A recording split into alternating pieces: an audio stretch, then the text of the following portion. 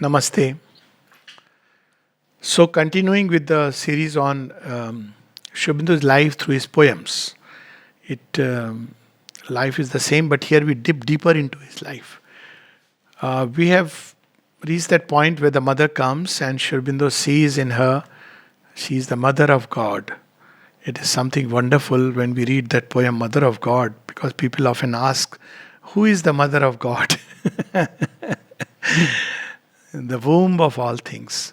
So that's the infinite consciousness, infinite force out of which the being of God, Satchidanand himself emerges. And is there in our Puranas, Devi Puran, but even in the Rig Vedas, that's what its meaning is. But here it refers to the embodiment of the Divine Mother, as Mother Meera, if you want to call it. So when she comes to bring the new creation. So as soon as she comes, three things start. She starts. So between 1910 to 1914, if you read the accounts of the disciples, they say that we were having a laissez faire. Sri Aurobindo was absorbed in his supramental yoga. These people understood nothing. They knew that who is something that he is beyond anything we can imagine. Otherwise, who would, after having seen Vasudevam Sarvamiti, want to do something more? And yet it's because he is concerned about us that he, comes all the way to Pondicherry to start a yoga which will be available for whole humanity for its redemption here upon earth, not in some post-mortem salvation in some heaven. He doesn't believe in cutting tickets that, okay, you are baptized now in your, after death you will get some heaven. He doesn't believe in that. He says here and now. And there is a process to it. So while he was doing it, we see that 1910 to 1914, the disciples didn't know what's happening, but they get an inkling when the mother is coming. So that's what we spoke about last time. And as the mother comes, things begin to change. Not only the recounts that one of the first things that happened when the mother came, we used to have a very bohemian lifestyle. Typical bachelor boys keeping things wherever they want. Why? Because yoga is about meditation. How does it matter how you keep your clothes? Women are crazy that they want us to keep the clothes well, neatly, nicely, keep it clean. That's not what. Yoga means living in an ideative world. What's going to happen? Men have this tendency that they will decide about the Iran and America's nuclear policy. But they don't know, ground realities. So she came and they started feeling that they must change their lifestyle. And the initial urge was, why should we? There was resistance. And Nolita says that this was the usual human resistance. Why should we change our lifestyle? But slowly she didn't say anything, but slowly by her mere presence they began to change. Because embodiment of all the parts. The second thing that was initiated was a small little group which was called as the New Idea, which was along the same lines as in Paris. And the new idea was the idea. Why they called it the new idea? See, normally you will hear that, a new path and all, but it's a rehash of the same path, like new way of pranayam. Essentially, it's a bit of modification. But it was really a new idea, an idea that had never touched the earth. And that is the idea of transformation. Human beings can be transmuted and transformed into the supramental superhumanity of tomorrow is an idea strangely has been missing. Why it is missing? God knows, because it is inevitable in the logic of creation. How can it stop from dust to man? It will stop here. If you take the secular approach that there is no God, still in the logic it should go further. If you take the other approach that God is in every element of creation and He directs the play, then still it should not stop with an imperfect creation like man. So the new idea, which is the idea of transformation, the idea that man is a transitional being, he is the creation of yesterday and he is meant to be a bridge for the creation of tomorrow. A radically new idea, and consistent with it, a new yoga. So there was this new idea which was started. Then because this idea is not just to remain there but be fixed upon earth, so she started a business store called Sorin was Sri Aurobindo's brother-in-law. So he started honesty store, which now you see has spread all over. So honesty store, like a business store. So to make it self-sustainable. Otherwise, they were living every day to day, hand to mouth. And the third thing that she started was the Arya. So Arya was started on 21st June, which very strangely ended up becoming the International Yoga Day. So, like many things which are kind of meaningful coincidences, so Arya was started on 21st June. It was conceived and it was declared. The first issue came out on 15th August 1914. And Aurobindo started revealing this new idea. And what a zone from which it was coming. People would wait because it was so new. Kapali Shastri notes some of them who read it, for instance, The Secret of the Vedas, they said, "Arey, we had never imagined that Vedas could be seen this way." And they were all great beings. I mean, Kapali Shastri was already a yogi, Vedantic and Tantra Yoga, an expert in, Sanskrit, the Rig Veda. He has written Siddhanjana. So those kind of beings, when they read The Secret of the Vedas, this is something so new, so wonderful. Similarly, at the same time, across the globe on the other side, for a change, New York Times says, here is somebody who seems to be moving among galaxies. When Aurobindo writes in the Life Divine that what we are experiencing today is an evolutionary crisis, concealed within it lies the destiny of man, depending on the choice he will make. The crisis had started, the First World War. So what we are witnessing is an evolutionary crisis, and it carries with it a choice that man is supposed to make. So he can fall back to the old, in which case he is on the wrong side of history. And we know what time does when we fall on the wrong side of history. On the other hand, this is the evolutionary impetus, and if he is drawn into that, then it's a different passage. Then the synthesis of yoga, where we speak about the different yogas coming together, and of course in a being as great as Sri Ramakrishna, who synthesized Vedanta and Tantra actually, and many other different religious yogas. So what was left after that in synthesis of yoga? To synthesize spirit and matter. So in the beginning itself he makes it clear, because Sri Ramakrishna's yoga went that far. But how to reconcile matter and the spirit, that in the end remains missing. And here is Aurobindo who reconciles. So in the synthesis he says it very clear. We have to reconnect God and world, creator and creation, spirit and matter. So man is the bridge between creation of today and the divine who will manifest the creation of tomorrow. So our role in it as a bridge. So the entire purpose of yoga changes. No more an escape into individual salvation, nirvana, mukti. Mukti, yes, but mukti is freedom from desire and the ego self, from falsehood, from unconsciousness, from ignorance. But not mukti, that a mukti which is dependent on leaving the body is really speaking not freedom. All said and done. A freedom which is dependent on conditions is logically not freedom. Freedom is freedom. And, if you would be free, you would be free even in chains. You would be free. That is the freedom to be discovered. And these chains, I'm not speaking of just physical chains, but even internal chains. You should still be able to discover your freedom inside. And then the change. So, synthesis of yoga, the ideal of human unity, where he speaks of the world trending towards unity. It's so fascinating that that point of time the world had plunged into division. All the divisions that were there, they shown up in First World War and then in the Second World War. But very interestingly, Aurobindo at that point of time is foreseeing that this is the way God acts. This division in 1999 led to the formation of the League of Nations. They realized that we can't live like this.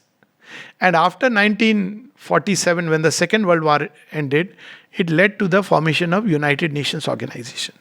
It's a different thing that they have not served the purpose they were supposed to, but they've provided a framework for human thought. That, we have to act as a united group. So after that, you see nations coming together. This tendency started. Otherwise, before that, nations, imperialism, hegemony of few nations over others. Suddenly this trend changed. And nations would come together respecting each other. And some would be on this side, that side, or different sides, whatever mutual interest. So he was building up a whole climate of human unity, where it's amazing that he foresaw aggression of China all the way through Tibet.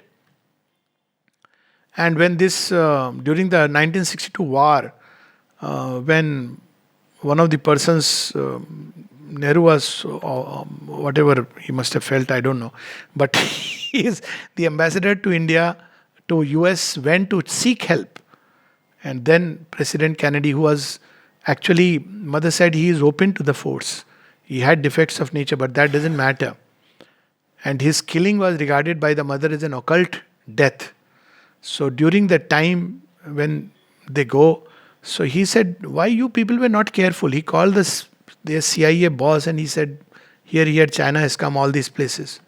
So he says, why you people did not heed to your own fellow's advice? So he said, whose advice? He said, see, somebody has foreseen just 2 years back that there will be a likelihood of China coming through Tibet. And he pulled out the human cycle. First-hand account I am telling you from the person who had been, so second-hand account. So he said, see this book. So now it was time for the ambassador to be surprised. He said, sir, but he left his body in 1950. Now Kennedy is surprised that this was written in 1914 to 1920.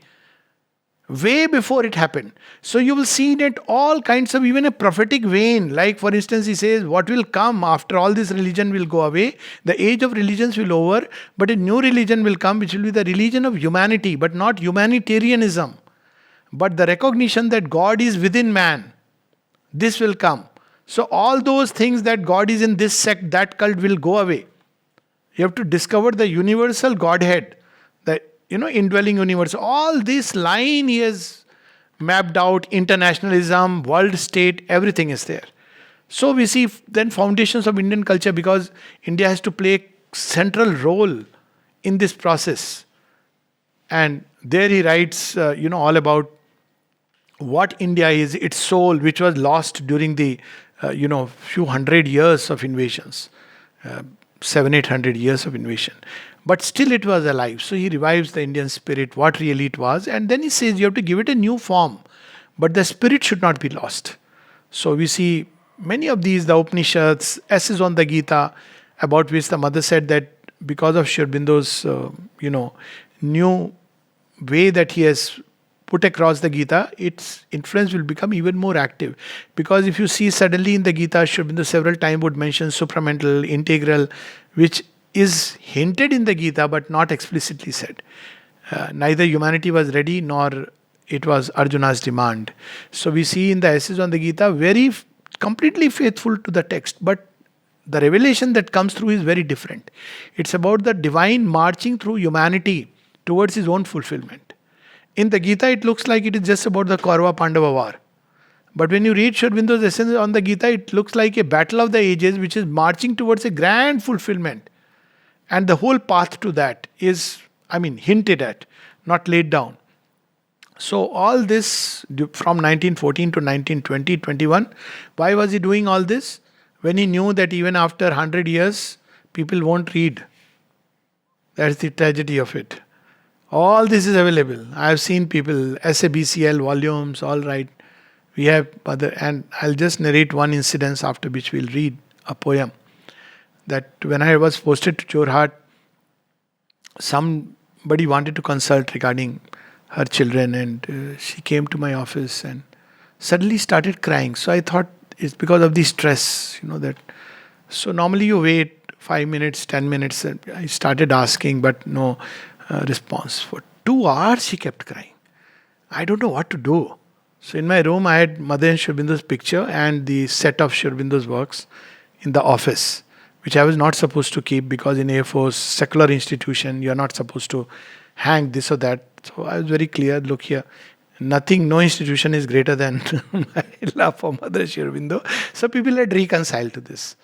And so she said that, 20 years back I had been to Pondicherry and I had received the entire collected works given by my brother in Hindi. They are just lying in my house. And I never opened a page, and suddenly I don't know why I remembered all this by seeing them and their books in your house. So the whole problem was changed. It seemed that the problem was a small excuse to let her come. Eventually in her house a center was opened, still it is open. And this is how, they are not just books meant for, people talk about difficult books. So I often say, if somebody whom you love very deeply, or let's say who loves you, writes to you a letter, let's say in Greek language, but somebody who loves you very deeply, what will you do? You will say, doesn't matter, Greek language, I don't care. Would you like to understand every bit of what is written? If you have love in your heart, you will like to do that. You would learn Greek. And this is English. Frankly speaking, it is not difficult. It is, I believe, one of the ploys of the forces that they start making you feel, oh, it's very difficult. Why? Because this thick volume. And it is difficult because we have this stock idea that, in a book of yoga, he will say, get up in the morning, touch the feet of your parents, do some Surya Namaskar 5 times. After that, before eating, you must do this, do Sandhya. Because we have idea about spiritual life, which is actually just conventions taken up. And suddenly when Sri Aurobindo starts the life divine with the human aspiration persisting through the ages, returning after every skepticism, denial, and what is that aspiration? For freedom, God, immortality. Lord, this is too much. We can't swallow it. It reminds me about Indu Prakash when Sri Aurobindo started writing at the behest of Ranade, I think, or KG Deshpande. So he started writing.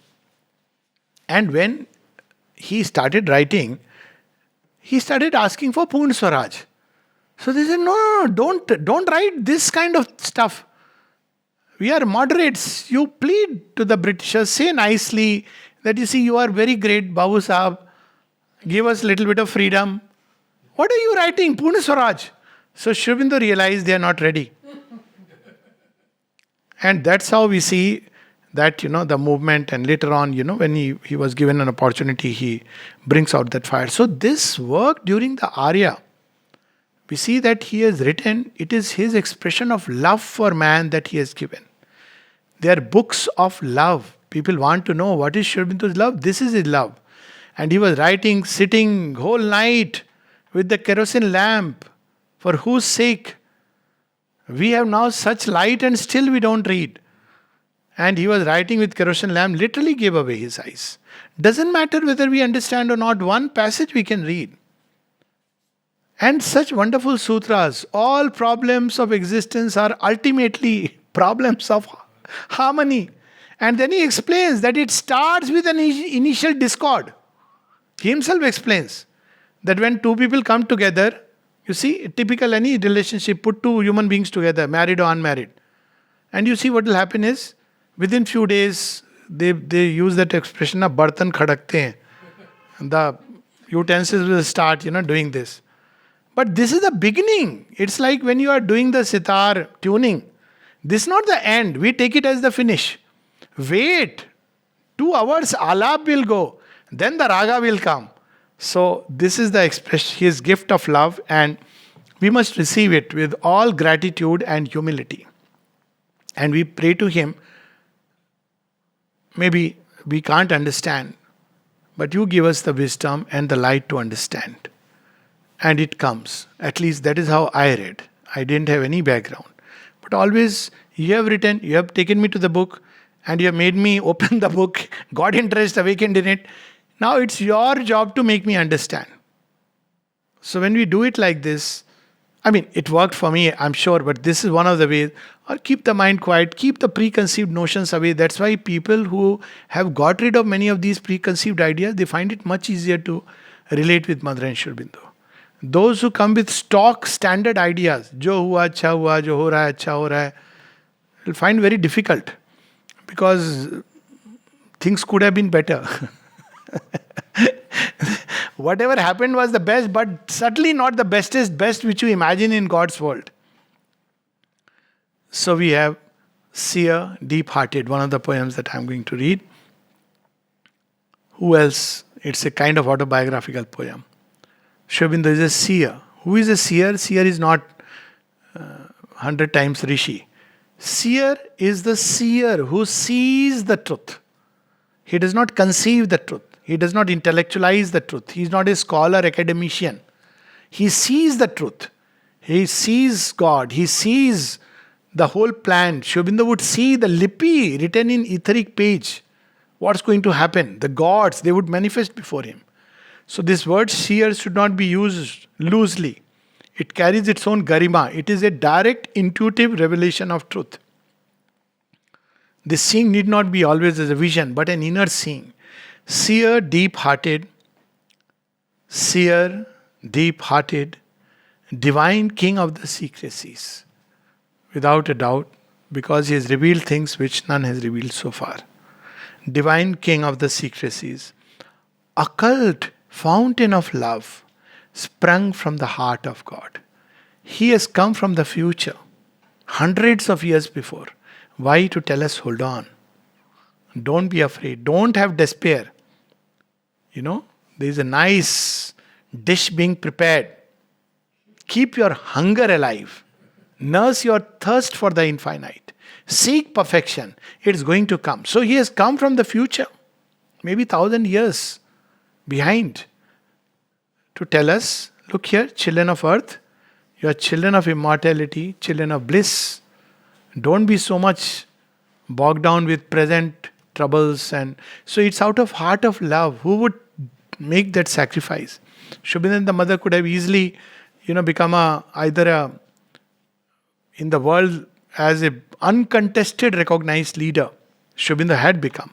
Or as the yogi of yogis. All that he needed after Alipur jail was to go and give nice talks and sit on 10 feet high with lot of, malas and say things which everybody wants to hear.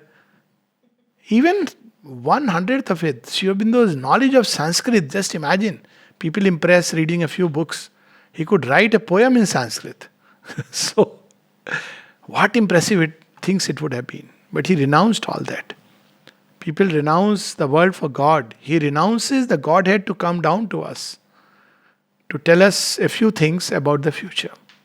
So he is occult fountain of love sprung from the heart of God. Ways thou knewest, no feet ever in time had trod. You see, before Sri Aurobindo comes, I also went through that phase seeking for yoga, bhakti yoga, jnana yoga, karma yoga, then hat yoga, raj yoga. Even some people use the word buddhi yoga. Many yogas, no? Ask what yoga is yours. Sri Aurobindo will say yoga of the infinite. Yoga of the Divine Mother. In one place he uses the word supramental yoga. Integral yoga. Everything is together. Every path is leading you toward that. The original Sanatan Dharma. That through everything we are moving towards God and moving not just for annihilation but for divine perfection. So ways thou knewest, no feet ever in time had trod. All paths they had tried, both of them. And they didn't make much bone about it. Once in a casual conversation, when the disciple tells mother that, I have been asked by this tantric siddha to do this figure, do this diagram and, pranayam. She says, Achha, what has he told you to do? He says, all this figure. She says, oh, this is figure of Mahalakshmi. Without any this thing. And she explains why with the numbers. And then he says, what has he taught you about breathing? So he speaks about this way, that way. Yeah, they say that if you stop the breath like this in the kumbhak, then you may die. Both of us did this so many times. We never died, very casually. Then they asked, how did you do? Then she reveals what was her count. She doesn't even mention it anywhere else. But they had tried Sri Aurobindo pranayam, 6 to 8 hours a day for 9 months. It was not just teaching a technique of pranayam. All this they had done. Every possible sadhana. If we read the Yog Chatushta, we were reading that. Every possible siddhi, realization is there within it. Vasudevam sarvamiti samahatma cha durlabha. All that he had realized. Nirvana. Every possible experience. And now why has he come to us? All these paths, different. Somebody asked him about, nowadays some discussion is going on about Surat Sabad Yoga. Hearing and seeing. So he asked, there is a new kind of yoga where you hear some sounds progressively. Through the sounds you reach the divine and you have some lights, etc. So, what do you have to say about it? It's as ancient as the hills. And then he says, in the beginning of my sadhana, I used to have many of these experiences. Long, long back. It happens because the inner being opens. And this is, yes, through this path you can escape. One of those many doors of escape. That's it. End of it. You have religions and cults formed on this basis. And Sri Aurobindo goes way, way, way ahead. So feet, ways thou knewest, no feet ever in time had trod. Words leaped. What are these words? Words leaped, flashing the flame-billows of wisdom's seas. They were, the mouth and the pen and the hand were only channels, the brain, but they were leaping from the seas of wisdom. What is wisdom seas? In Hindi, the word is Sheer Sagara. Sheera is the ocean of milk. Ocean of milk is the superconscient light on which the Vishnu is sleeping in Yoga Nidra, on the infinite time. That's what it means. That unfolding of time, heart of which there is divine in this mode. And this is the ocean of knowledge. And by his side is the power of harmony and love. Because creation has to be harmonized at once. Like Shiva and Parvati. Shiva will destroy, Parvati will create. Tandav and last. So here we see the harmonizing power, Lakshmi and love, to constantly keep uniting as the creation is emerging. Otherwise there will be chaos. They are together. So wisdom's seas, they are emerging. Vast. Here they have missed out the word in the new edition, but in the old edition the word in is there. I am going to use that because it looks more complete to me. Vast in thy soul was a tide washing the coasts of heaven. So what is this tide? The surgings of life. It was, you will hear in Puranas, Rishis are meditating and Indra is suddenly feeling the asana is dagmag, dagmag. Check who is. Here it's not just the aspiration, flame, that has gone beyond. This life itself is reaching. Tide. Force of life is reaching. And from the heavens it's bringing some nice pebbles and pearls. Vast in thy soul was a tide washing the coasts of heaven. Thoughts broke, burning and bare, crossing the human night. Human night, and suddenly you read one sentence and it can change. At least for me, one phrase of Sri Aurobindo, half a phrase, all life is yoga, was enough to smash all the past ideas, thoughts. After all the reading, I said, this phrase, why didn't I find anywhere? All life is yoga. Crossing the human night. They do that work. Suddenly in a flash, they reveal. Thoughts broke, burning and bare, crossing the human night. White star scripts of the gods, born from the book of light. So we say, star, language of the stars. So he's using that as a symbol. Stars क्या कह रहे हैं? सितारे क्या कहते हैं ना? What are the stars saying? So here that is used as a symbol. So what are these words? White star scripts of the gods. So why it is called as sitare? How are they guides? See all these.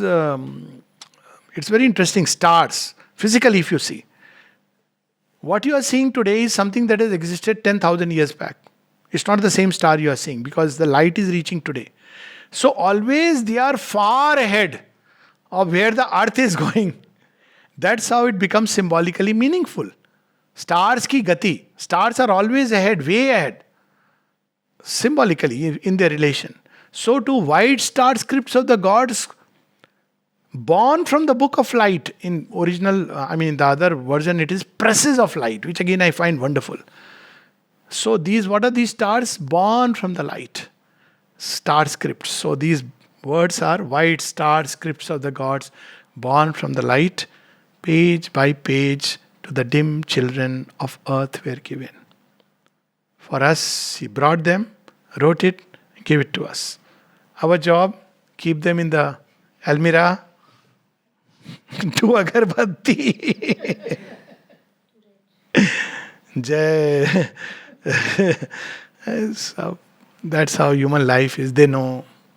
But at least one book, if one can read, just Savitri, that itself is good enough. And there are other poems also which reveal this. Passingly, I'll touch. One is MUSA, Spiritus. Muse, the god of inspiration. MUSA is spiritus, the inspiration that flows from the spirit.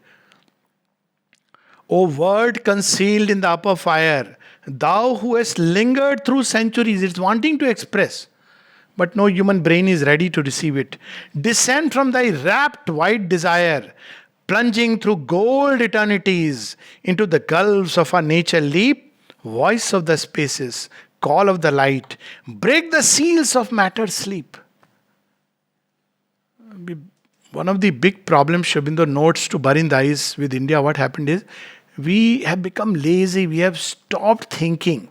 And then he says our ancestors, they crossed through seas of thought toward that space where thought is not, or from where thought is born. Kena preshitam, Kena Upanishad. Yan mansana manute yanahur manutam. They cross the seas of thought. We are afraid of thinking. Because you have to then, at some point you become original. Original in the sense you start touching the origin. But standard stock thought, everybody is very happy. The new thought. So he says, break the seals of matter's sleep. Break the trance of the unseen height. Both sides. On one side, he had to break that trance of the unseen height, that it is concealed in the upper sphere. On the other side, matter's sleep, laziness, receive it. And then, in this beautiful poem, towards the very powerful. Out with the mind and its candle flares. It's not scholarly wisdom. This book says this book says that, mix and match and make a mishmash and write a book which will earn you maybe a Sahitya Academy award. It's not that. Out with the candle flares. Light the suns that never die. For my ear the cry of the seraph stars and the forms of the gods for my naked eye. Let the troubled life God within cast his veils from the still soul. When does one receive this higher word? When the troubled soul of desire. Otherwise, all that comes, the desired self eats away. Our life is busy with, it's the saddest part of human history, is not the occupations, but the occupation of man with food. What will you make today afternoon? Then what will you make at night? I have to go and pick up food. This occupation with food is worse than the Greek invasion and occupation and Islamic occupation and the British occupation. And because of that, so confined, people ended up only thinking about food. This is not what our purvaj were. They were not afraid of thinking. So he says, out with all that. So when the desired self is quietened, cast aside, then the soul has a chance. His tiger stripes of virtue and sin, the desired self. His clamor and glamour and toll and dole, all make tranquil, all make free. Let my heart beats measure the footsteps of God. How powerful this is. Oh, this is wonderful. I must read this. Weave from my life his poem of days. Weave from my life his poem of days, his calm, pure dawns and his noons of force, my acts for the grooves of his chariot race, my thoughts for the tramp of his great steed's course. We have become even afraid of greatness, true greatness. We want something fabricated, something which, comes as I receive as a thing for. True greatness. What is that? To become an instrument of the divine upon earth.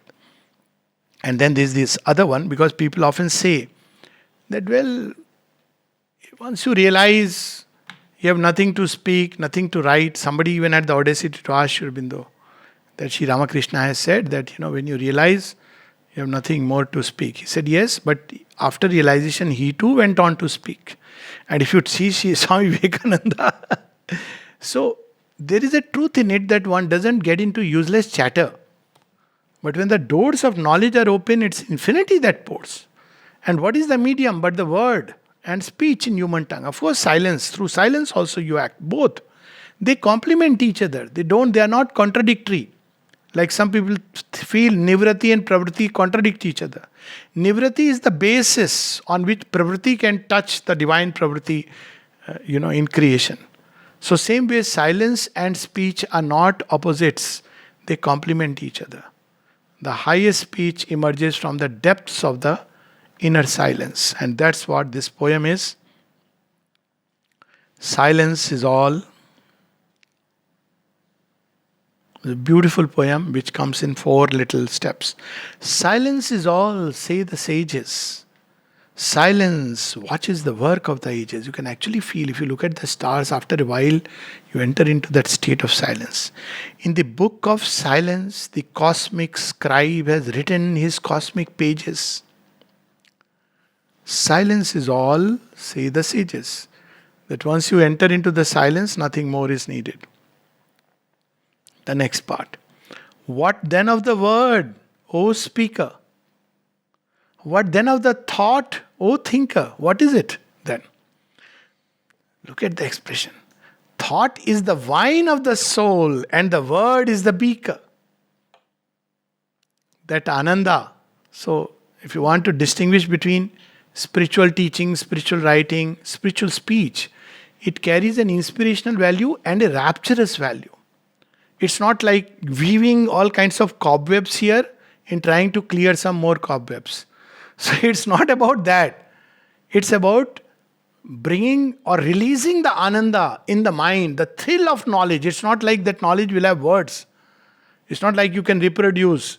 But something which has opened the gates. And when the gates open, they open with the sound of infinity and bliss. Because the bliss pours.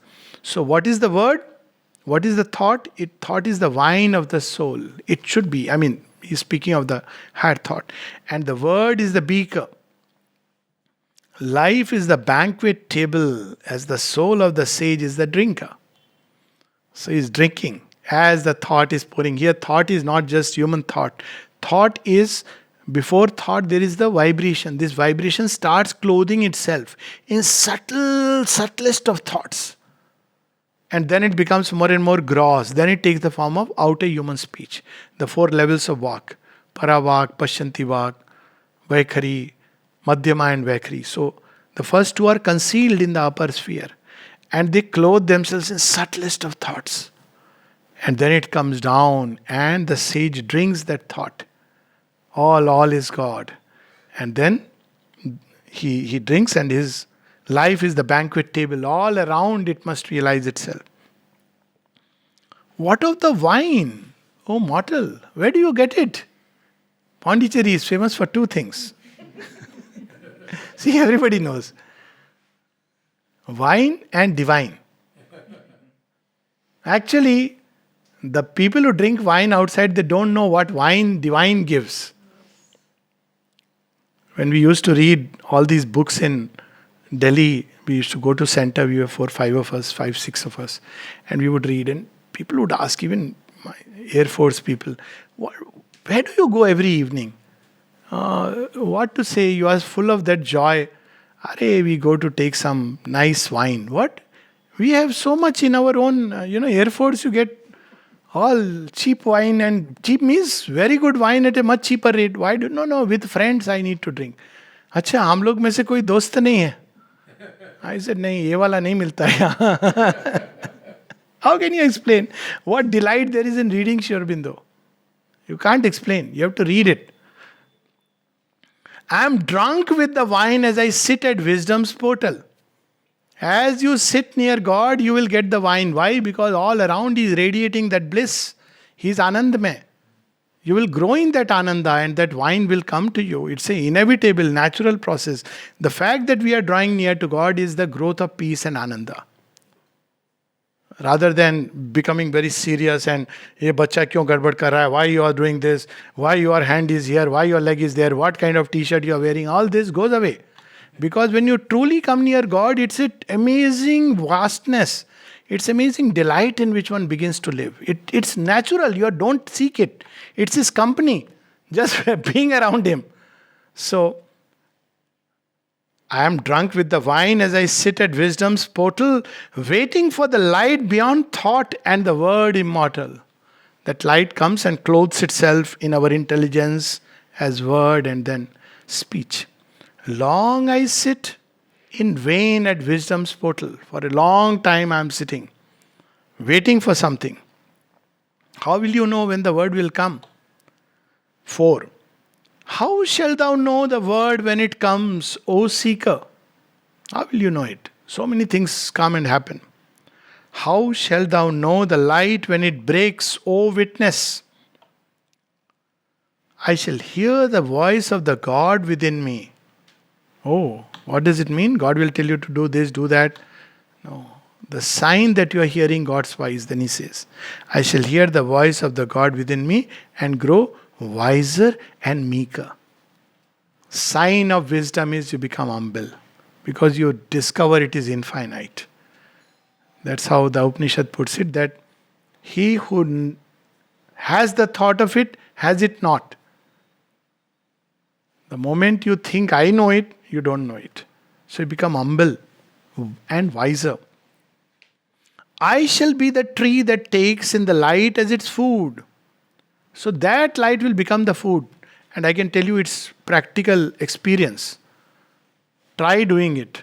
If you are very hungry and you just, or any such state, pick up Sri Aurobindo's book, starts reading. If your hunger goes away, after some time you are enjoying, you don't know, time vanishes, hunger and thirst go into the background, then you know that yes, now the doors have opened. I shall be the tree that takes in the light as its food. So tree, what does it do? It takes the light and creates photosynthesis. That's how it's filled with colors. Of course, for the body, it draws from the mud.